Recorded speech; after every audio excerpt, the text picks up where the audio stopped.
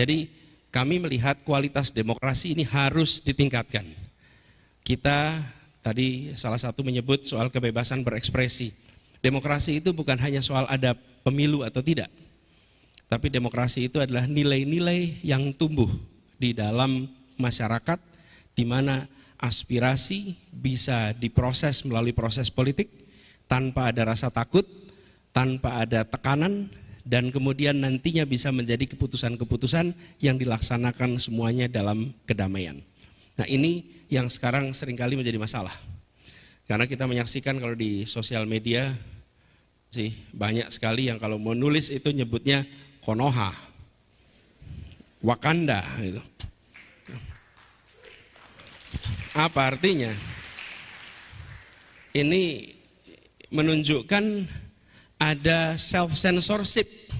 Bahkan kemarin ada yang menyebutkan bahwa kota yang polusinya paling buruk namanya Lahore. Dan lalu mengkritik kota Lahore habis-habisan. Kenapa?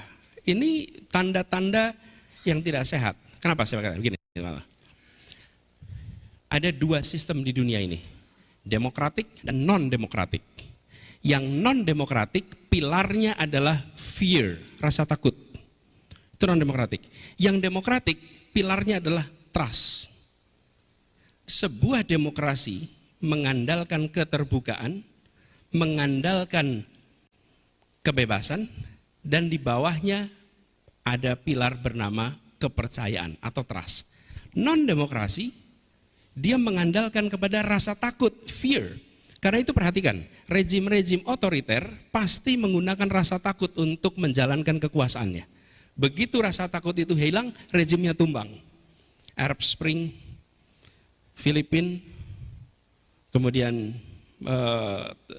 Iran, Afrika Utara, bahkan ketika transisi di 97-98, itu karena fear itu hilang, semua bergerak. Begitu fear hilang, maka rezim tumbang. Nah, ketika kita dalam demokrasi dan ada fear, sesungguhnya ini tanda-tanda yang tidak sehat.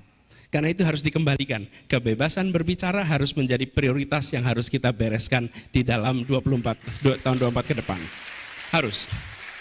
Jadi kalau ada pasal-pasal di dalam undang-undang yang mengganggu kebebasan berekspresi, sudah seharusnya itu direvisi dan harus bisa melindungi justru kebebasan berekspresi, bukan malah menghalangi kebebasan berekspresi.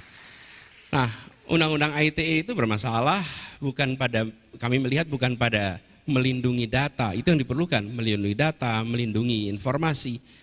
Tapi ketika itu pasal-pasal karet itu dipakai untuk meredam ekspresi kebebasan, itu bermasalah.